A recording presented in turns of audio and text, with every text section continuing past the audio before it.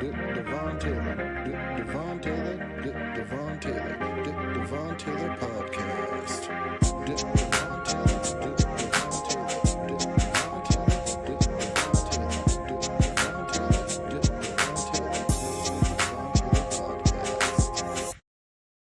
Hi, guys, and welcome to another episode of the Devon Taylor podcast, where we have guests from all around the world tell their unique and powerful stories to not only allow their voice to be heard, but for you to leave feeling inspired. When it comes to helping families navigate one of life's biggest transitions, sending their kids off to college, today's guest is changing the way we think about education, service, and success.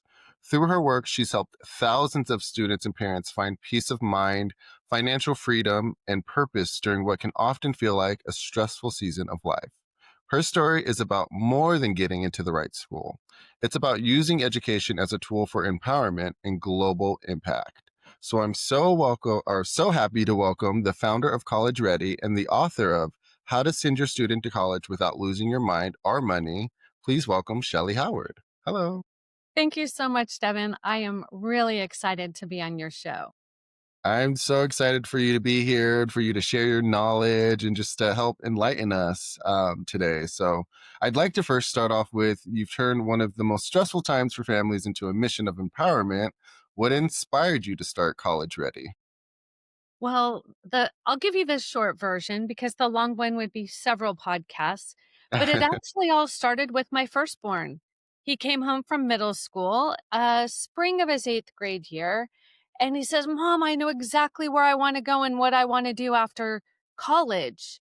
And I'm like, "Well, wait, I changed my major 5 times, right? Like, this is a big deal." He goes, "I know, Mom, but the high school counselor came today and said we need to pick our classes and that, it needed to be done. Can you help me?" And I said, "Of course I can help you. I'm your mom. We could do anything." And he was the one and the reason and my why that College Ready was started. And so that young man, um, he applied to 12 schools, got into 11, 7 full ride, went to Harvard, pre-med, 4 years for free, then went on to UC San Diego Medical School, and he's now an orthopedic surgeon, chief resident at UCLA. The beauty is he has a total of $30,000 in debt, and he'll have that taken care of in his first year. That's the return on investment of time, energy, and focus. I have 4 kids, so it's not a fluke because all 4 of them graduated debt-free and they're doing the career that they dreamed about. So I would love to share with your listeners. I'm in a place of awe because I get to work with teenagers and their families to inspire them to be whatever it is they want to be. That's so beautiful. And I love that it was your kid that inspired you. That's the connection we have. I love how kids can bring the best out of us in so many ways. And I love how you mentioned guiding your own kids to debt-free, their college experience. How did that process shift your understanding of what's possible for families financially?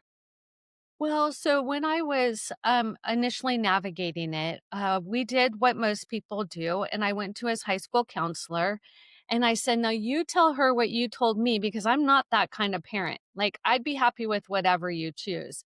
And he so matter of factly said, "Well, I want to be a brain surgeon. I want to go to an Ivy League school."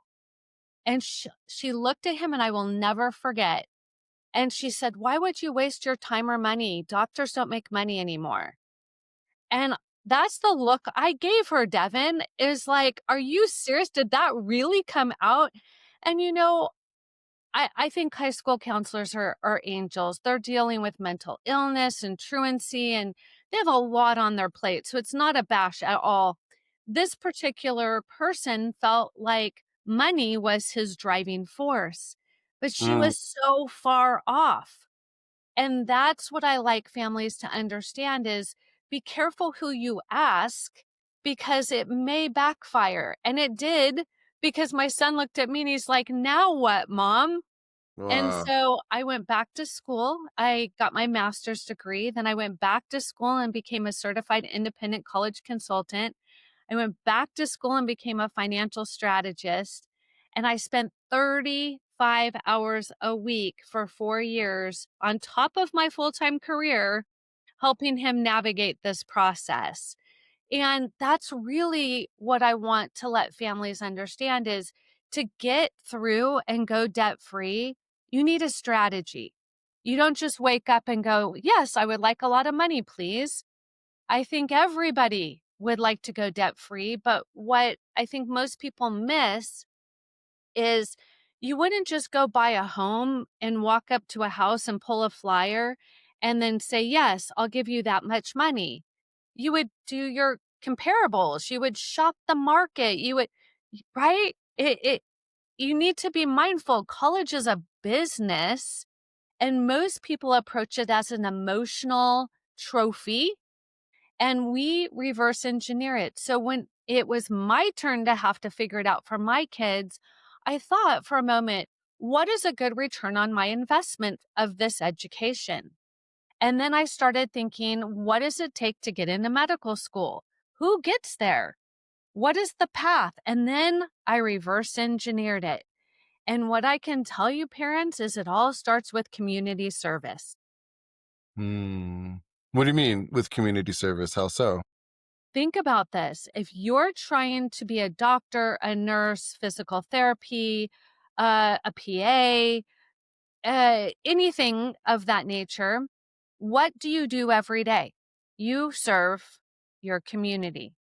So, for people who think that that is not important proof that you want to do it more than just the DR or the RN, you are mistaken. Colleges want to see, wait a minute, if I'm going to bring you to my college to be a doctor or a nurse, what have you done to prove that you're going to be successful? Do you see where the misunderstanding is? Everybody's focused on, yes, you need a GPA and yes, you need a test score.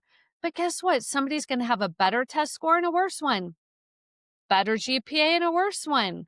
So now, when you lay it all out on the table and you show your cards, you better bring something else that's going to make them fight for you to get accepted and get the big scholarships.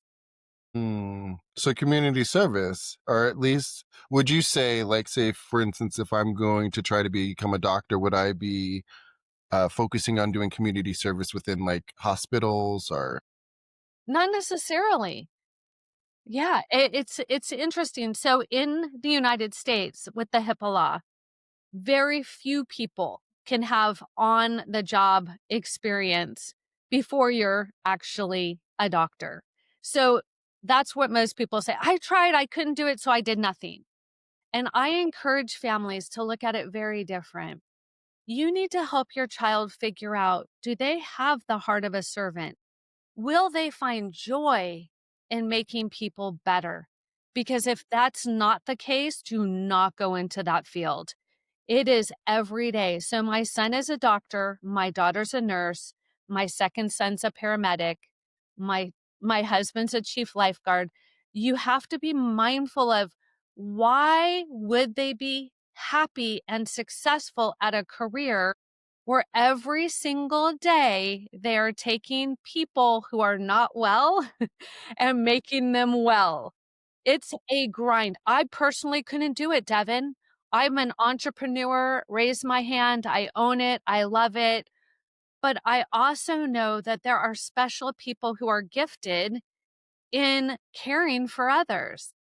And so community service has to be something they're passionate about. It's not about sign up and show up to feed the homeless or sign up and show up to hand out water at Race for the Cure. Now, if you love those things, I encourage you to keep doing them. If you are just doing it to get into college, stop it. Colleges know they are not, you know, they're not wowed if you say, I tutored. Well, everybody over a 3.5 can tutor. Even lower than that can truly tutor. So does that help you stand out? No. So what I've done over the last 18 years is the problem is this. Colleges want to see a teenager tell them who they are, what matters to them, and what have they done to prove it. A 17-year-old has no idea most of the time who they are because I ask them every single day, "Who are you?" And they're like, I'm a soccer player," right? Their identity is in what they do, not who they are inside. So we help them to get deeper, not in therapy work, in fun work. Can I share a game with you, Devin? Please, How old are yes. your children? I have 11, 10, 14, and 18. Awesome. This is the perfect game. All right. So you want to sit around the dinner table, lunch, breakfast, whatever you can do to rally the troops. And you say, "Guys, are they boys or girls?" 2 girls, 2 boys. All right. Team, we got a fun game to play. It's called Do You Want to Be a Millionaire? And some of them are going to be like, "All right. Yeah, this is," and others are like, "Oh, what does that mean?" And here's the thing, there's only 2 rules to this game. The first rule is you cannot roll your eyes, you cannot cross your arms, you cannot and walk out of the room. That's it. That's rule 1. Rule 2 is the parentals in the room must have poker face. You cannot be shocked if your child wants to be a professional ballerina or a professional artist or some of the things that parents are a little concerned about getting a college degree for. That's the only rules. Now, here's where the fun comes in. You start with the oldest because you hope their maturity is going to make it a little easier for them. And you say, "Okay, everybody must remain quiet. Piece of paper, pen, old school. I want you to think about this. If I gave you $1 million cash, 24 hours to spend it, or you have to give it all back to me, what would you do?"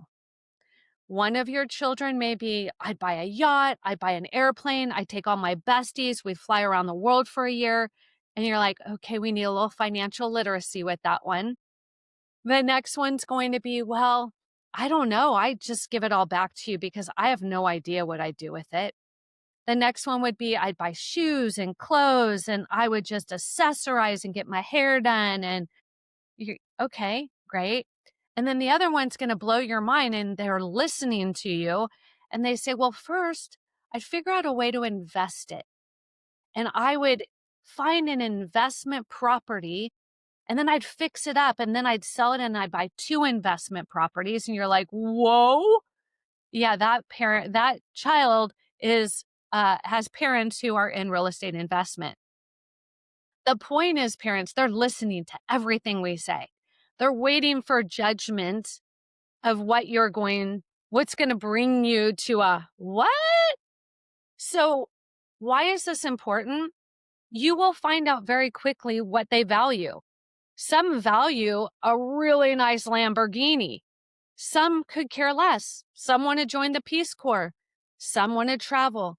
But here's why it's important, because it's the first step in helping them really figure out what are their gifts, talents, and advocacy, and how can they serve others in something they really love. If you have a fashionista, have her work with battered women and help them get dressed to feel good again, right? If you have a person who loves little people and just really adores just spending time and being there for them, have them be that. Do you see how community service is not about like going to jail or paying your penance? It's about helping your child figure out, wait a minute, I was put on this earth for a reason, and this is what it is. And Mm, if I lean into it, I'm going to be really good at it pretty quick because that was why I was put here. I don't know about you parents, but I wish somebody did that for me when I was 18. I agree. I agree 100%. Yeah, finding our purpose here on this earth is what we were called here to do, I feel. So thank you for sharing that. That's I kind of want to go back too, because you I know you said you went back to school a few times. How was that whole process for you? Just going back, still having to maintain your 9 to 5, like what were you going through? It really wasn't by choice. It was what mom and dads do when we're called to do it. There was nobody like me that I knew of when I was going through this, and I tried to find somebody. I would have happily have done my work and paid somebody to do what I do. It was stressful, it was challenging, the knowledge was just insane, but my son was counting on me. It's like when he was little and he wanted to play soccer, I didn't know the rules, but I learned them. Right? I understood you have to kick with your right foot and your left foot, so we practice with both. You just do what you have to do. He wanted this so desperately, and I didn't wanna mess up. That's why I did it, and I believe parents, guardians, we just do what we have to do. I don't even like school, let's just be honest. I don't enjoy writing, and I've written 2 best-selling books. But I lost a bet to my son, and so I had to write my first book. So those are the things I like families to understand is I didn't plan on this. This was not like my career path. I went to school as a communications major. It could have been any particular thing. I'm an entrepreneur at heart. Problem was, families are terrified of the college admissions process. It's competitive, it's expensive, it's overwhelming. These kids are spending time doing so many things they don't need to be doing because they think colleges want that. I want to assure you, parents, colleges want to know who is your child, what matters to them, and what have they done about it. What was the moment you realized this work, helping others, was your calling? Probably when I was in high school. I really knew. I played softball for the USA, and I played all the way through high school and then through college, and I got more joy from teaching children how to play the game than me playing the game.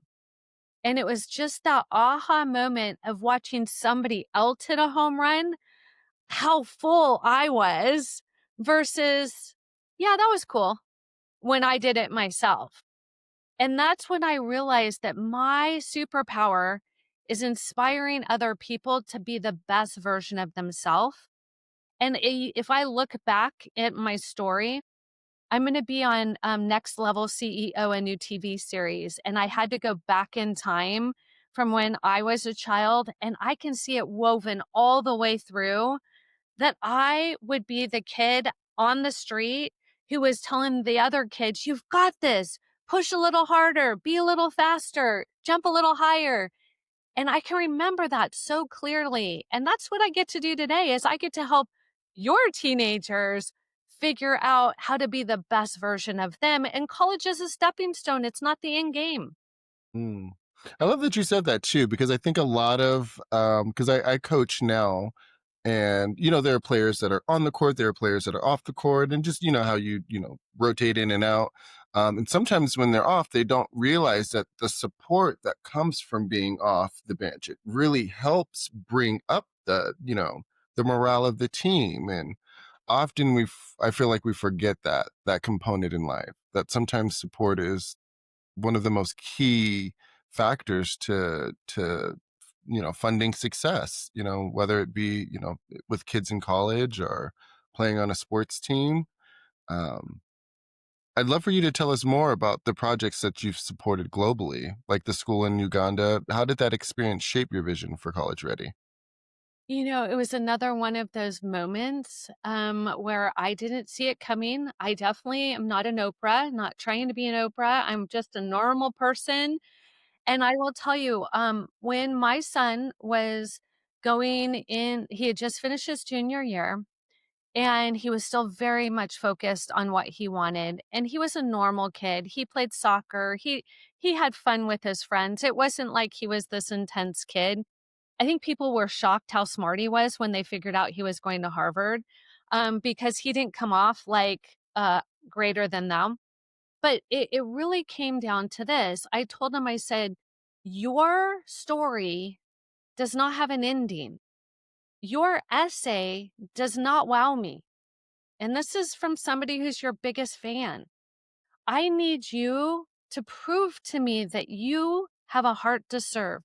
He goes, "Mom, I don't have time. I'm doing this and that and this and that." And I go, "I understand. I drive you all those places. I get you. But I need to know. I need to know before you invest in time and money. I need to know as your mom." He goes, "I'll give you 2 weeks this summer. I'll do whatever you want to prove it." And I said, "Really?" And he says, "Mom, I'll do whatever you want." I said, "All right." And so, because I am his mom, I chose to take him to Kenya, Africa, and we served in the slums of Mathare, and we served orphanages, and we served children in need. And what I saw this young man develop into were tears at night. The compassion, the deep understanding of this is not fair, but it is what it is. And he's like, "What can I do to make their world just a little bit better?"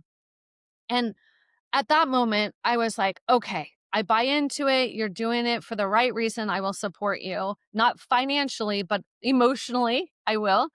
And, what happened after that, this is it, Devin. This is when I knew I was onto something.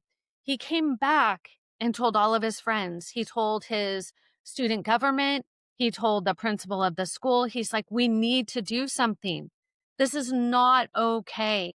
And so he convinced them to allow him to build a big wood teeter-totter. He has never used a hammer and a nail before, so that was a feat in itself. And then he got a big empty water jug, put it on one end, put girls, big empty one, put boys, pushed it out to the quad, got on the megaphone and said, "Who cares more about starving students in Africa?" I won't tell you who cares more, girls or boys, because they all care. But the moral of the story is they raised $5,000 in 1 week. He wrote a check to Mathare to open up a free clinic for people who have no medicine. And that was Wow. it for me. But here's the thing. His essay got him into 11 colleges. His Wow. essay got him student of the year, right? That essay was who he was. This is what I'm teaching children to understand and parents to help. It wasn't about me. It wasn't about what was best and most convenient for me. I knew if I could help him early on, because the path to medicine is grueling. It is the hardest thing I've ever watched my son do. But when he gets out of surgery and he now does hips and knees. When he brings an athlete back to playing again, he's like, "Mom, there's never a better feeling than I gave him that joy back." Mm, And so he's living it every single day. And my daughter, she's an emergency room nurse in the children's emergency room. She holds these little people like they're her own. mm. And I learned that by taking her to Peru and serving in an orphanage. So these are the things you don't have to go out of the country. I happen to love to travel. I've been to 98 countries. So for me, okay, there was a little benefit for me in that. But I really wanted them to see what life was like outside of our bubble of the United States. Because even our worst places in the US are not even half as bad as the worst places in Africa. And I So wanted them to see incredible. that. Yeah, I mean, it's remarkable. I mean, some people may say that's an extreme length to go, but I think it's remarkable to do that for your kids and for them to see a different side of life and even help them gain more perspective of what's really truly going on around the world. And wow, that's amazing. Like I'm at a loss for words, and I know it changed his life. So you're a beautiful mom. Like I've learned, as I've become a parent, to really give props to mothers like you, just going above and beyond, and just the stress of everyday life in general. Just kudos to you. That's amazing. He did the hard work, and I give him the credit. He could have said, "No, thank you." He could have said, "I'd rather play games or be hanging out with my friends." He could have. And I just want parents to know that If we could help every 18-year-old do 200 service hours before they left our house, our world would be such a better place. It's not free labor. It's giving your gifts and talents to somebody in need. Yeah. Well, I think, you know what, like you said, he could have said no, but I think something that you're doing that's really impactful that maybe even, all of us parents can learn from. How are you able to keep them so grounded and connected? How are you like, because, a lot of parents may suggest this and their kids may not go for it, but there's a connection that you're obviously making. What would you say is the biggest factor to that? Well, I've always been their biggest cheerleader. There's no doubt. I wasn't their friend. I was their parent. I had to do hard parenting things. But in the end, I always told them how much I love them and how amazing they are and that they were put here for a purpose and we just got to figure out what that is. And I will tell you, I have 2 biological kids and 2 stepkids, and it wasn't until my stepdaughter came to be a teenager that I really had a full appreciation of what other parents go through. My first could have raised himself. He was honestly just a super easy, mature kid. Still so easy. My second, if she was first, she would have been an only child. My third, super chill, like, what an easy young man he's been to raise. But my fourth, she taught me, wow, patience like nobody's business. And we have a great relationship. We honor that we're both strong women. I used to tell her, if you're not president of the United States, you better find a significant other that has lots of patience. So we honor that some of us come with a little bit more punch than others do. And her and I, we go head to head. But at the end of the day, we both knew all I wanted was for her to be a good person. That was it. And so I always ended with, I just did what I had to do because I need you to see the lesson behind it. But I am not shy to the fact that some teenagers do not want this from their parent. I get on calls every single day and I will talk to a student about, what are you passionate about? What do you want to do? And they're, oh, they tell me. And the parent's looking like, who are you? Like, I've asked you a million times and you just shrug and you don't even talk to me. Here's the thing, parents. I only want what they want. I don't make them do chores. I don't make them clean their room. I don't make them, you know what I mean? Like, they hear me because my only goal is to give them what they want. And so it's not that you're a bad parent, because trust me, I asked myself that question many times, like, I failed as a parent. I speak teenager. And so the best way I can help you parents is to not ask yes or no questions. In other words, you see your child doing something and you're like, wow, you really stood up to lead that group. You are a natural leader. I am so proud of you. You didn't make it up. You're honoring what they did. And now they recognize it. Instead of saying, so was it fun? And they go, yep, into discussion. It really is asking, well, why did you enjoy it? What about that made you feel good or bad? And it's the hardest part, I think, of parenting for me was listening. I wanted to fix it. I'm a fixer. You got a problem, I want to fix it. And sometimes they don't want it fixed. And sometimes they need to fail forward. Yeah. Sometimes I tell kids this all the time. You don't know the rules of the game of adulthood yet. Yeah. And I'm trying to teach them to you. But it's like if you play basketball or or baseball. If you play baseball and I take you to a basketball court, I'm going to hand you a ball and I'm going to say, "Okay, now go win." And you're going to look at me like, "What in the world are you talking about, lady? I know how to play baseball." And I say, "Wow, would you like to know the rules of the game?" They're like, "Yes, I would. And I'd like a private lesson with that. I want to be really good at the game." College and adulthood is learning how to play the game. Yep, very much so. And I feel like the more the more we get into it, the more, or at least the more you get into adulthood, you see that it becomes the reality. You don't have a choice. But Yes. yeah, you're preparing your kids in such a powerful way that they're able to, like I said, see life in such a have a bigger perspective of what's going on. So helps them navigate and figure out their decisions a lot easier. Um, but what are some common myths you hear about scholarships or financial aid that you wish more families knew the truth of? This is probably the number one. I make too much money. That's the Mm, biggest myth there is. Because here's the reality, it's not just based on your income. And people are like, "What?" And I'm like, in some scholarships, there's a scholarship right now, $10,000 if you're a vegan. Do you make too much money for that? I don't know.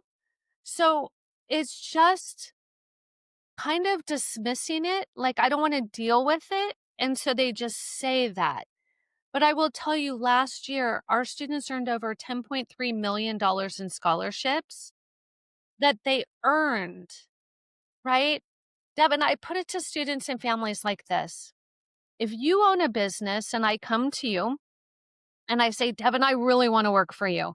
I heard great things. You're amazing. Will you please hire me? And you're going to say, can I see your resume? What is your work experience? And I'm going to be like, oh, yeah, I spend a lot of time gaming on my phone. Don't really have a lot of practical stuff, but I really want to work for you. And you're like, you know what? I like you. I'll give you a chance, but it's minimum wage. And I'm going to put you on a 30-day probation. The other student, student B, comes to you and says, Devin, I really want to work for you. And you're like, can I see your CV resume? And you're like, and they say, yes, I have 4 pages. I am going to make your life so easy. You can go and on vacation and know that I've got your business. And you're going to be like, how much can I pay you? How much can I pay you to make my life wonderful? College is the same thing. The life lesson.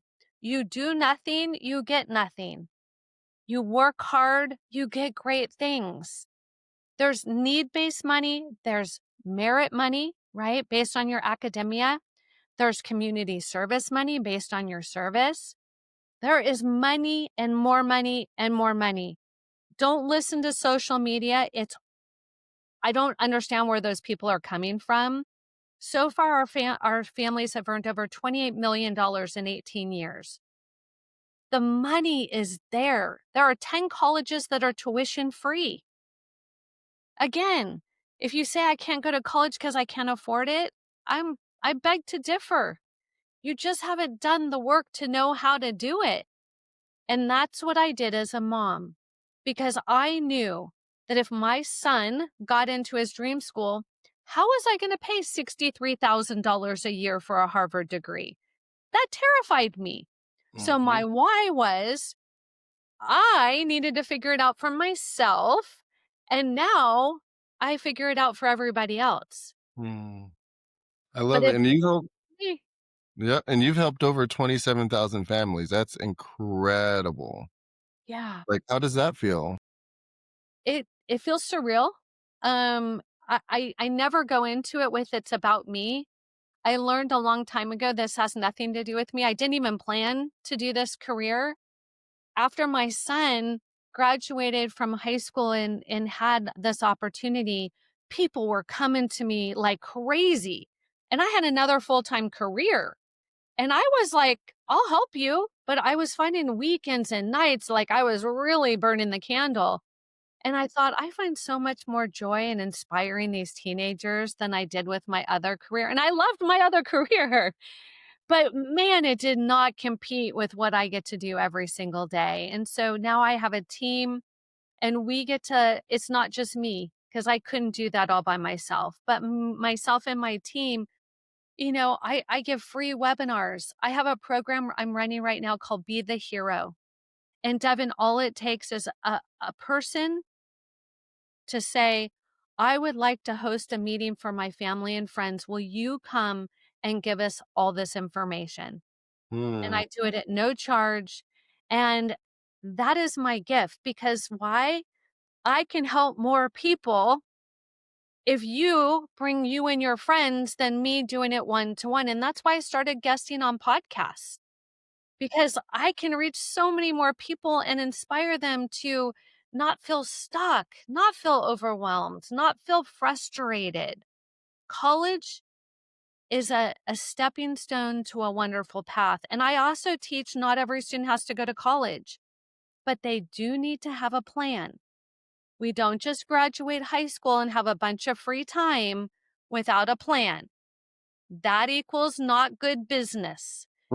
So I tell families if it's not college, then what is it? Right? I have lots of students who start with me who say, I want to be an influencer. I'm already an influencer. I have thousands of followers. And I say, great, where's your business plan? And then it gets real quiet. And they're like, I don't know how to do a business plan. And I'm like, guess what you learn in college? So it's okay to not know, but if you don't know, what are you doing to lean into? I need to know. Yeah, That's what adulthood's all about, figuring it out. What are you meant to do on this earth? absolutely. What I love everything that you're saying because I feel like it's putting so much into perspective as, when we put ourselves in these corners and feel there's nothing we can do, we tend to give up. But I think you've given a lot of options as far as the ways, we can help our children find success, especially when it comes to figuring out, that college life and everything that follows after. Um, but what is the most important lesson a young person can take with them into college? That it's okay to fail. Mm, It's okay. You're going to be okay. Because if you haven't failed before you get to college, you haven't learned how to pick yourself up, dust yourself off. Because I've never met a human being, and I've been here for quite some time, that hasn't had a failure, a relationship that didn't work out, friendship, significant other, whatever that may be. And so, if we can help our children and not just protect them to never fail, but allow them to have little, not huge catastrophic ones, but little ones where we can say, what did you take from that? What did you learn you shouldn't have done? That's what you take into college and beyond that. And you're like, okay, I don't like my roommate in college. What am I going to do? Oh, I had a friend that wasn't so nice to me, and this is how I dealt with it. That is something that's not being taught. Everybody is trying to have these perfect children. And on social media, it looks like everybody has a perfect child, right? And so you're trying to say, gosh, my life is nothing like that. And these kids are thinking, my life doesn't look like that. And I'm trying to help you understand, families, the best thing you can do for your child is be there and walk with them through the good and the bad.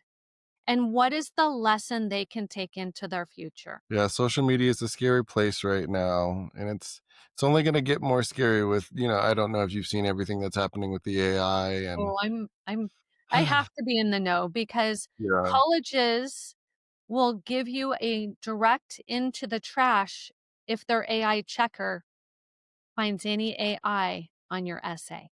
Mm, So I, I'm in the know. Last year I had 25 students and I warned them and I warned them and I warned them and they claimed it was Grammarly. That doesn't matter. That's AI. Anything that is on your computer, clean it up. Get rid of that computer stuff when you're doing this kind of work because they're thinking, I don't want somebody who doesn't know how to think.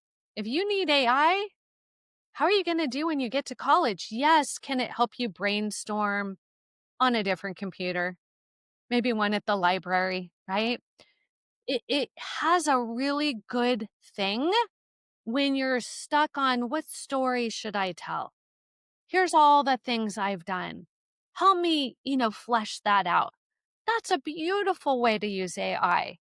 But don't think for a minute that it's going to be you with your voice and your ability to tell your story.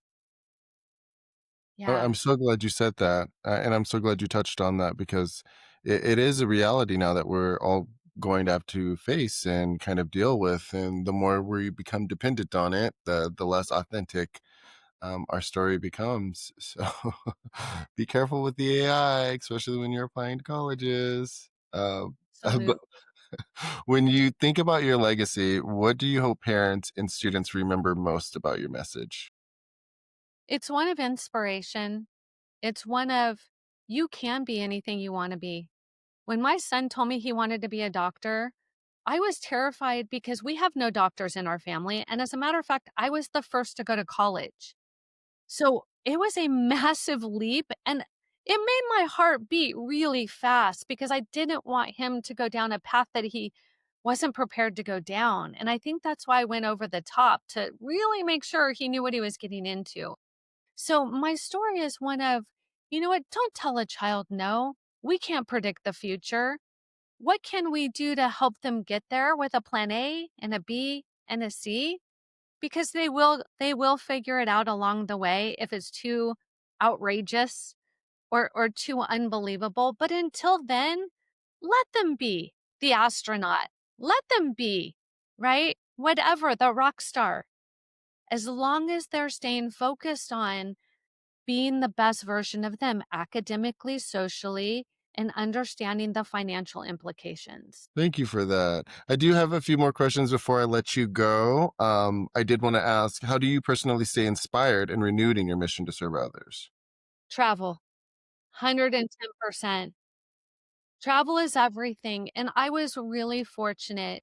My parents didn't have a lot of money, but they knew the value of diversity, equality, and inclusion, and that was travel. When we would go down to Mexico and I would see Tijuana, I'd be like, "Whoa, we're not in California anymore." Like, and it was scary as a child, but my parents taught me, "Let's talk to the person who's making these leather belts. Wow, what a skill they have. How gifted they are." And so that's how I stay inspired is I go to, countries and I lean into them culturally and I'm like, "Yes, you're different.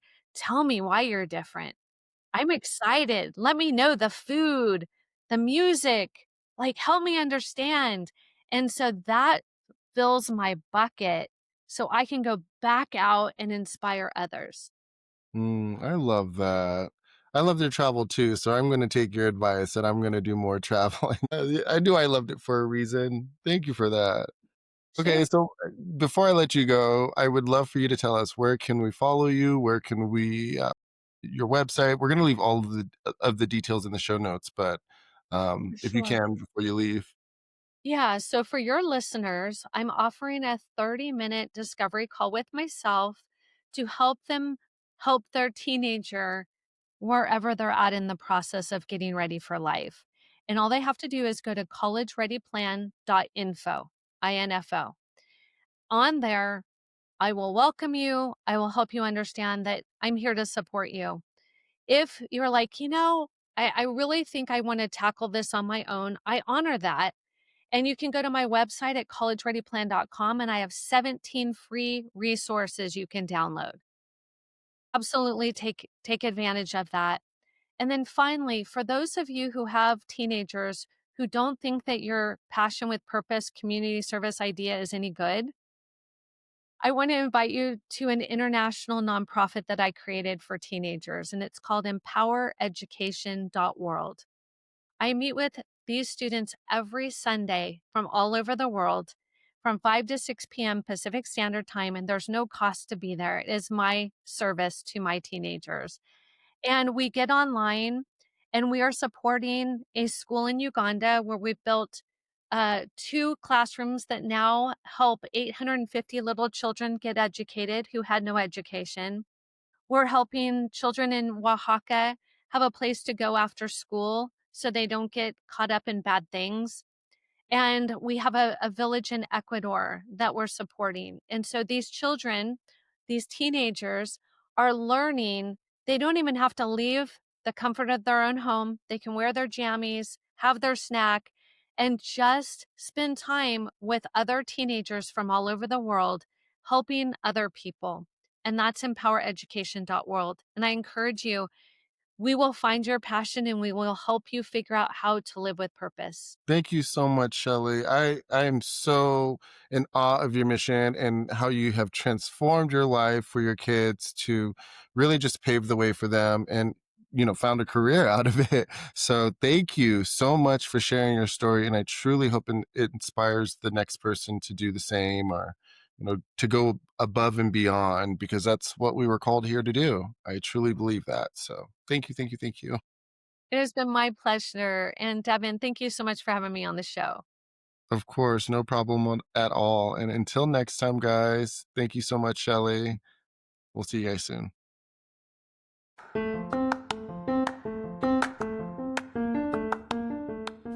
Hey guys, it's Icarus here. And Amelia. And I'm here to tell you if you'd like to join our brand new adventure. Go to debunks.com to learn more. And check out the cool items like the new bucket hat. Yeah, and so much more. See you guys there.